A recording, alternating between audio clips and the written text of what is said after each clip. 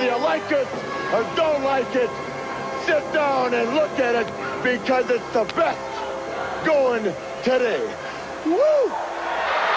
G5 Jeff TV, hit the subscribe button, hit the like button, please share this video, support your boy, support good content at all times. All social media is in the description box of this video, and please hit that bell icon so you can be notified when I drop that heat. Former heavyweight champion of the world, Joseph Parker, is coming off of a loss to Anthony Joshua. Now, I know nobody's talking about Joseph Parker right now. He lost the unification fight. Joseph Parker really doesn't talk that much. He doesn't promote himself. So he's just going to fall by the wayside. But there's a whole lot of heavyweight talk going on right now, from Anthony Joshua to Deontay Wilder to Luis Ortiz to Dillian White, Dominic Breazeale, Alexander, the finest juices, Povetkin. It's just a lot of activity in the heavyweight division, and I think it's only right that we bring up Joseph Parker and what is next for Joseph Parker. Now, first of all, it's a mental thing. Like, you have to get over a loss like that, especially when I don't think Joseph Parker put in maximum effort. Like, I don't think he went balls to the wall. I don't think he left it all in the ring, basically. Don't get me wrong, the referee was horrible. Don't get me wrong, the judges was horrible. And in that fight against Anthony Joshua, Joseph Parker definitely showed some technical skill. Good foot movement, good head movement, nice jab, up and down. But he threw no kill shots. He threw no kill shots. Like, he was a little too cautious. Like, he did everything right except for throw the kill shots. And he didn't throw anything to really get Anthony Joshua's respect outside of that shot in the 6th round where he had Anthony Joshua on the stanky leg a little bit. But Joseph Parker is a good fighter. He is a good fighter. Now, what is next for Joseph Parker? I mean, hell, he can have whatever he want. He can have whatever he want. You know, there's a bunch of guys that he can face, you know, coming back from that AJ loss.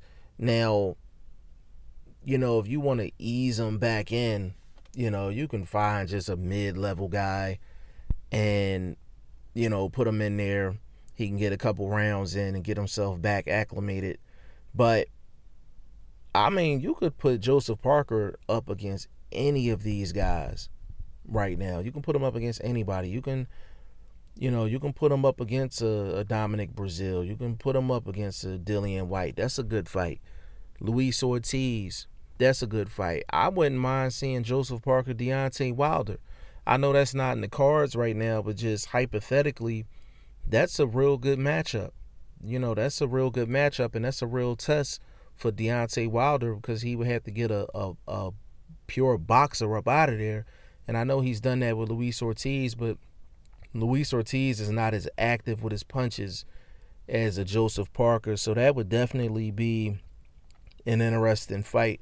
But Joseph Parker had the cards stacked against him, against Anthony Joshua, and the one thing about boxing, no matter what's going on outside of the ring or what you had to go through going into the fight, it's just you and the opponent in the ring during the fight. Like, you can hold court in the ring.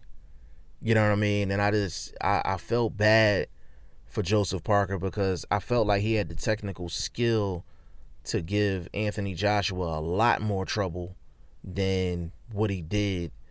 And it was kind of a lackluster fight.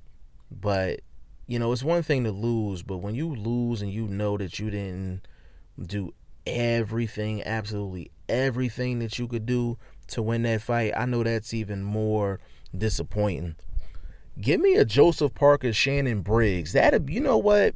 Forget everything I said, because all of those guys that I mentioned are tied up with other situations with, you know, Breazeale, Dillian White, Luis Ortiz, Deontay Wilder. All of them are tied up right now, basically. Give me Joseph Parker and Shannon the Cannon Briggs right now. That'd be a good, solid comeback fight for Joseph Parker. don't get me wrong, Joseph Parker beats the bullshit out of Shannon the Cannon Briggs, like, no doubt about it. Shannon the Cannon Briggs is a glorified promoter and self-motivator at the end of the day. Like, does a lot of talking, but you don't see a lot of action in the ring. You know what I mean? I like Shannon Briggs just as a person because he motivates people and he's been doing this for a long time. But as far as like actually fighting, he does more talking than fighting.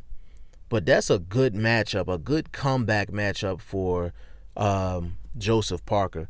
But y'all let me know what y'all think about Joseph Parker and what do you want to see him do next.